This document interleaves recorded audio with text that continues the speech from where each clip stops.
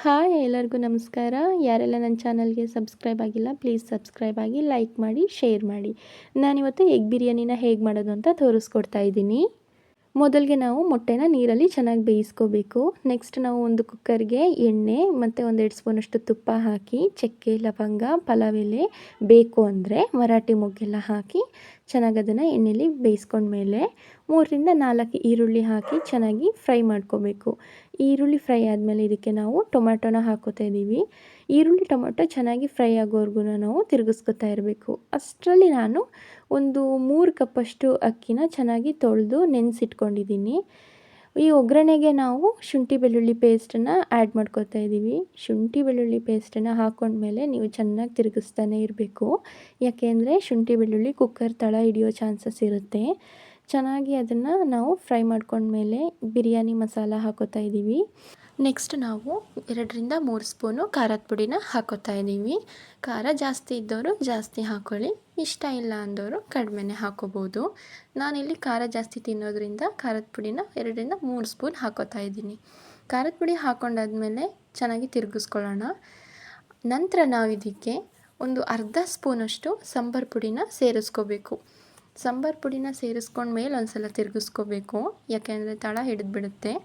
ಸಾಂಬಾರು ಪುಡಿನ ತಿರುಗಿಸ್ಕೊಂಡು ಆದಮೇಲೆ ಇದಕ್ಕೆ ಒಂದು ಮಿನಿಮಮ್ ಅಂದರೂ 3-4 ಸ್ಪೂನಷ್ಟು ಮೊಸರನ್ನ ಸೇರಿಸ್ಕೊಳ್ಳೋಣ. ಮೊಸರು ತುಂಬ ಟೇಸ್ಟ್ ಕೊಡುತ್ತೆ, ಅದಕ್ಕೋಸ್ಕರ ಮೊಸರನ್ನ ಸೇರಿಸ್ಕೊತಾ ಇದ್ದೀವಿ. ನಂತರ ನಾವು ಇದಕ್ಕೆ 3 ಗ್ಲಾಸ್ ಅಕ್ಕಿಗೆ ನಾನು 6 ಗ್ಲಾಸ್ ನೀರನ್ನು ಹಾಕೋತಾ ಇದ್ದೀನಿ. ನೀರನ್ನು ಹಾಕ್ಕೊಂಡಾದ್ಮೇಲೆ ನಾವು ತಿರುಗಿಸ್ಕೊಂಡ ನಂತರ ಅದಕ್ಕೆ ಕೊತ್ತಂಬರಿ ಸೊಪ್ಪನ್ನು ಸೇರಿಸ್ಕೋಬೇಕಾಗುತ್ತೆ.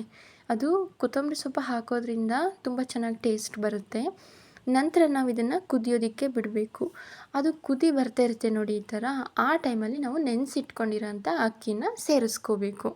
ಅಕ್ಕಿ ಸೇರಿಸಿದ ಮೇಲೆ ಒಂದು ಸಲ ತಿರುಗಿಸ್ಕೊಳ್ಳೋಣ, ಏಕೆಂದರೆ ಅದು ಅಡಿ ಇರುತ್ತಲ್ಲ, ಅದು ಸೀದೋಗ್ಬಿಡುತ್ತೆ.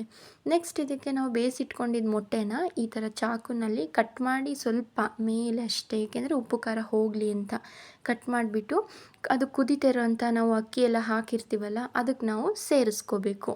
ಸೇರಿಸ್ಕೊಂಡ್ಮೇಲೆ ಜಾಸ್ತಿ ತಿರುಗ್ಸೋದಕ್ಕೆ ಹೋಗಬಾರ್ದು, ಯಾಕೆಂದರೆ ಮೊಟ್ಟೆಗಳು ಒಡೆದೋಗ್ಬಿಡುತ್ತೆ. ಫಸ್ಟೇ ಚಾಕುನಲ್ಲಿ ನೀಟಾಗಿ ಸ್ವಲ್ಪ ಕಟ್ ಮಾಡಿರ್ತೀವಲ್ವ, ಅದೆಲ್ಲ ಪೂರ್ತಿ ಓಪನ್ ಆಗೋ ಚಾನ್ಸಸ್ ಇರುತ್ತೆ. ಅದು ಮೊಟ್ಟೆ ಎಲ್ಲ ಹಾಕಾದ್ಮೇಲೆ ಅದು ಕುದೀತಿರುವಾಗ 1ರಿಂದ ಅರ್ಧ ಭಾಗ ನಿಂಬೆಹಣ್ಣನ್ನು ನಾವು ಹಿಂಡ್ಕೊಳ್ಳೋಣ.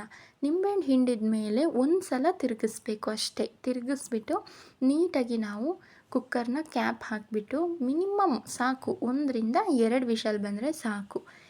ವಿಷಲ್ ಆರಿದ ಮೇಲೆ ನಾವು ಅದನ್ನು ಒಂದು ಪ್ಲೇಟಿಗೆ ಹಾಕ್ಕೊಳ್ಳೋಣ. ನೋಡಿ ಎಷ್ಟು ನೀಟಾಗಿ ಎಗ್ ಬಿರಿಯಾನಿನ ಎಷ್ಟು ಸುಲಭವಾಗಿ ಮಾಡಿ ಮುಗಿಸ್ಬೋದು. ಸೊ ನಾವಿವತ್ತು ಸಂಡೇ ಸ್ಪೆಷಲ್ ಅಂತ ಎಗ್ ಬಿರಿಯಾನಿನ ಮಾಡಿದ್ವಿ. ತುಂಬ ಚೆನ್ನಾಗಿ ಬಂತು, ತುಂಬ ಟೇಸ್ಟಾಗಿತ್ತು. ಮನೇಲೆಲ್ಲ ಇಷ್ಟಪಟ್ಟು ತಿಂದರು. ನೀವು ಎಲ್ಲ ಮಾಡಿ ಟೇಸ್ಟ್ ಹೇಗಿದೆ ಅಂತ ಕಮೆಂಟ್ ಮಾಡಿ. ಯಾರೆಲ್ಲ ನನ್ನ ಚಾನಲ್ಗೆ ಸಬ್ಸ್ಕ್ರೈಬ್ ಆಗಿಲ್ಲ ಪ್ಲೀಸ್ ಸಬ್ಸ್ಕ್ರೈಬ್ ಆಗಿ, ಲೈಕ್ ಮಾಡಿ, ಶೇರ್ ಮಾಡಿ. Thank you.